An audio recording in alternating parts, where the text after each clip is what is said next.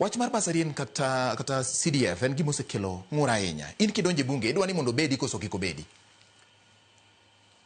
Mano en direct question.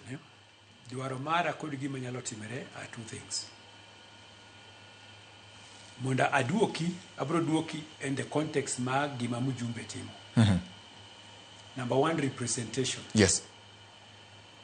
Counties kamowuoye sani, the most effective programs mag agriculture matiyo e county work in national government. Obed NAF CDP, obed FRSP, giloso gi Nairobi.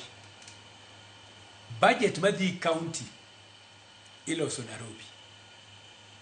Omiyo ang'eyo kamidhi wuoye gi jok miwuoyogo e those departments mani ministries. Mondo samitimo budgeting process gik madhi Ugunja wachako gi departments. Pesa no obed nodhi kadhi county, obed nodhi kadho i program, okadho i budget committee mar bunge. My representative role and make sure ni pesa madonjo Ugunja tang'eyo ka wuoya 10 billion ariyo higa for development. Obro kadho through county, obro kadho through programs, obed agriculture, obed water. The fundamental thing nango, budgeting is done at parliament. Representative role mara and make sure nango submit mo budget tigo kogno. Ewe wajo nyoro anuria.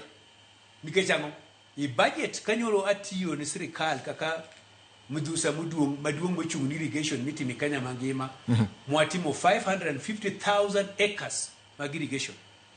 Tawajo ni samo wapogo miyako gigi to mago monego bed donjo Ugunja to donjo Siaya beda arwako mawuoyo nyaka gi MP ma Bondo. Pa nyisi nitie gimo kae dwarane. Okay. Ma Ugunja waketo 2,000 acres madhi wuok chakre Tingare kabiro nyaka Magoya. Kada sango. Mano representation, government assign 500 million. Okay. Omiyo ang'eyo tiend representation, ok nukora dhi tiyo tiji chiwo gik moko. Sama sebedo mbunge ka chiwo gik moko. Aketo structures. Okay.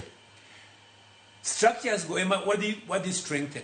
Kora amimna matini representation mara budget mwadi make sure ni development madonjo Ugunja ang'eyo 2 billion in a year minimum. Then give me setting before, so I know it. Okay. Number two, Kawatieko. legislation. Yes. Nitie fundamental things ma adetimo. Money unlock pesa mundubi egweng. Number two, pek majuma tiyo sani feel mundurum. I number three kakuri bi wach mara education. What they address it from two fronts. Number one, in the short term, basari what they devolved to polling station. Jogo duto madwaro basari, jogwengo ng'egi. Every polling station dibedo kod jo miluongo ni committee mar gweng'no moting'o ji abiriyo. Jogo emabro yako ni dala ka dala mane ma ng'ato onego bed ni nwang'e basari. To basari wadhi chiwo jok madhi somo e boarding schools. Joma somo e day school. Okay. Nitie gimiluongo ni best practice. Wan gi constituencies madhano chulo 1,000 a term.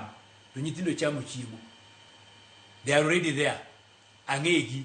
Okay. Wadhi tiyo the same Ugunja. Okay. Nyithindo kodi day school.